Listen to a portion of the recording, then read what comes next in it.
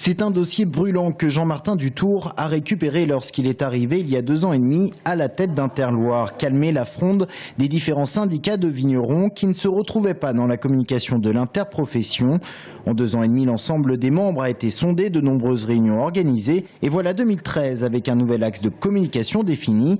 La mention Val-de-Loire s'efface quelque peu au profit des appellations. Le produit, c'est l'appellation. Le Val-de-Loire n'est pas un produit, donc le produit, c'est l'appellation qui est mise en avant.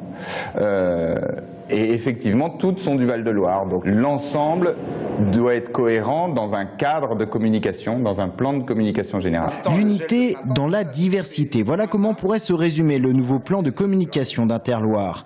Parallèlement, chaque appellation a dû réfléchir à son identité, à son individualité pour définir sa propre communication.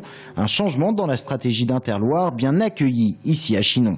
Chinon, depuis 5-6 ans, a engagé une personne chargée de la communication propre de l'appellation Chinon et a développé ses propres outils de communication sur l'appellation Chinon, tout en restant au sein d'Interloire. Et cette année, avec la nouvelle politique, on va retrouver une synergie entre l'interprofession et la communication propre de Chinon. Une synergie qui se mettra en place notamment pour l'opération Gargantua, une opération développée par les vignerons chinonnais auprès des restaurateurs parisiens.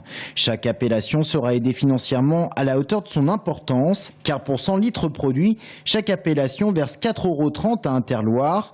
Un peu moins de la moitié est utilisée pour la communication pure. Mathématiquement, Chinon doit par exemple disposer de 200 000 €. Mais qu'en est-il de Bourgueil qui a quitté l'interprofession il y a 2 ans justement pour ses problèmes de communication? Les vignerons ont tout d'abord décidé de partir d'Interloire, mais en gardant la cotisation, parce qu'ils sont quand même conscients qu'il faut un plan de communication, il faut de l'argent pour faire de la communication.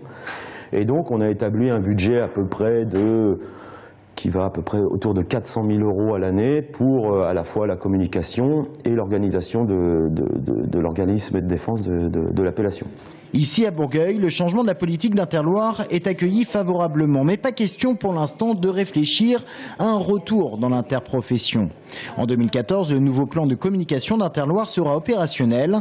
1 800 000 € destinés aux opérations marketing pour les 51 appellations et déclinés sous forme de publicité sur Internet, mais aussi dans le cadre de salons de vin et autres événements, comme les randonnées onotouristiques.